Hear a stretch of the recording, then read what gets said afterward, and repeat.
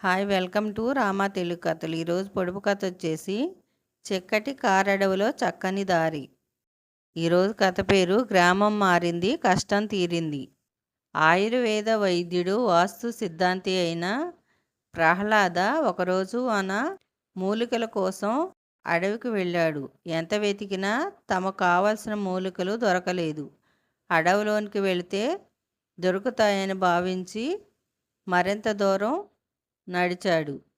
ఒక గుబురు పొదల్లో తనకు కావలసిన మూలికలు దొరకటంతో ఆనందంతో వాటిని సేకరించాడు. కానీ అప్పటికే సూర్యుడు నడినెత్తి మీదకి వచ్చాడు. బాగా ఆకలి వేసింది, దాహం కూడా వేసింది. ఎంత వెతికినా ఒక చుక్క నీటి బొట్టు కూడా దరిదాపుల్లో కనిపించలేదు. పిడసకట్టుకుపోయిన నాలుకతోనే చిన్నగా నడుస్తూ ఇంటికి బయలుదేరాడు. అయితే తను వచ్చిన దారి మర్చిపోయి మరో తోవలో వెళ్ళాడు. కొద్ది దూరం నడిచాక కానీ తాను దారి తప్పిన విషయం గుర్తించలేకపోయాడు. ఒక్కసారిగా తనలో భయం మొదలైంది. దానికి తోడు ఆహారం కూడా లేకపోవటంతో కళ్ళు తిరిగిపోయి పడిపోయాడు. తేనె కోసం అడవికి వచ్చిన కొందరు ప్రహ్లాదను చూశారు. పరీక్షించి ప్రాణంతో ఉండటంతో తమ గ్రామానికి తీసుకువెళ్ళారు. సపర్యలు చేయటంతో అతడికి మెలకువ వచ్చింది. తన ప్రాణాలు కాపాడినందుకు కృతజ్ఞతలు తెలిపాడు. గ్రామస్తులు ఇచ్చిన ఆహారాన్ని తృప్తిగా తిని సేద తీరాడు. కాస్త తేరుకున్నాక ఊరికి ఏమైనా చేయాలనిపించింది. ప్రహ్లాద ఊరు చూస్తానని వారిని కోరాడు. అయ్యా, మా ఊరిలో ఏముంది చూడటానికి? శిథిలమైన రాజభవనం, కొండ తప్పితే ఇక్కడ ఎవరికి సరైన పని దొరకదు. కనీసం నోట్లోకి వెళ్ళిపోయేంత ఆదాయం కూడా లేదు అని బాధపడ్డారు. అయినా ఊరంతా తిరిగి రావాలని పట్టుబట్టాడు ప్రహ్లాద. గ్రామంలో కనీసం 50 ఇళ్ళు కూడా లేవు. జీవనోపాధి లేక చాలామంది ఇతర గ్రామాలకు వలస వెళ్ళినట్టు తెలుసుకున్నాడు. అంతా తిరిగాక ఆ ఊరికి మహద్దర్శి తెప్పిద్దాం అన్నాడు.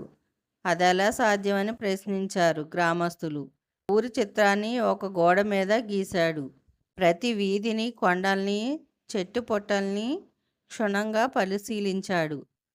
ఊర్లోని వారందరినీ గుంపుగా చేర్చి, మీరు కాస్త కష్టపడితే ఇక్కడ బంగారం పండుతుంది అన్నాడు. అందరూ ఆశ్చర్యంగా చూశారు.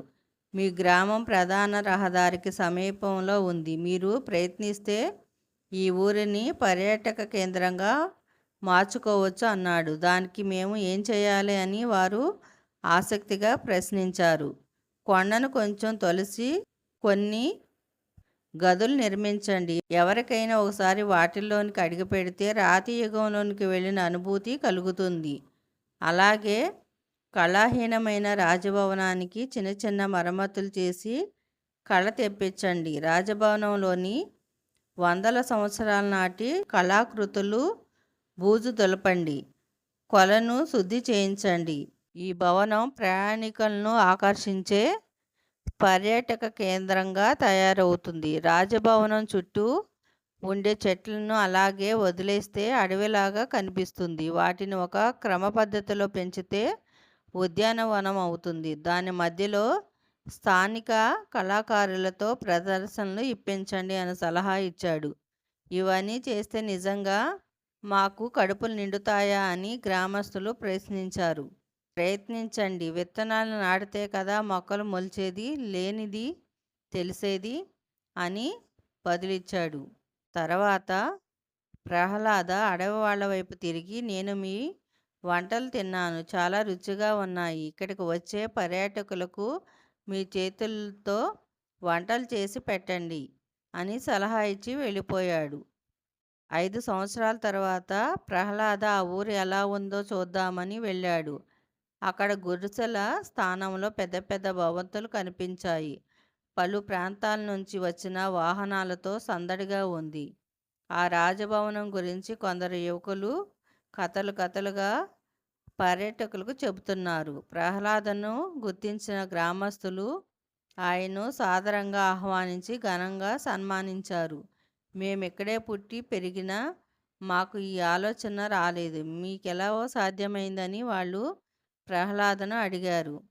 మనం రోజు చూసేవి మన కళ్ళకు సాదాసీదాగా కనిపిస్తాయి. వాటి ప్రత్యేకత, విలువ, గొప్పతనాన్ని మనం పెద్దగా గుర్తించం. అందుకే మీరు వాటిని పట్టించుకోలేదు. కొత్తగా ఈ ఊరికి వచ్చిన నాకు మీ ఊర్లో ఎన్నో గొప్ప విశేషాలు ఉన్నాయనిపించింది. అందుకే మీకు ఆ సలహా ఇచ్చాను అన్నాడు ప్రహ్లాద. నిజమే. దేన్ని తక్కువగా తీసి పారేయకూడదు. కొత్తగా ఆలోచించాలి. అప్పుడే మనం అభివృద్ధి చెందుతామని గ్రామస్తులు తెలుసుకున్నారు.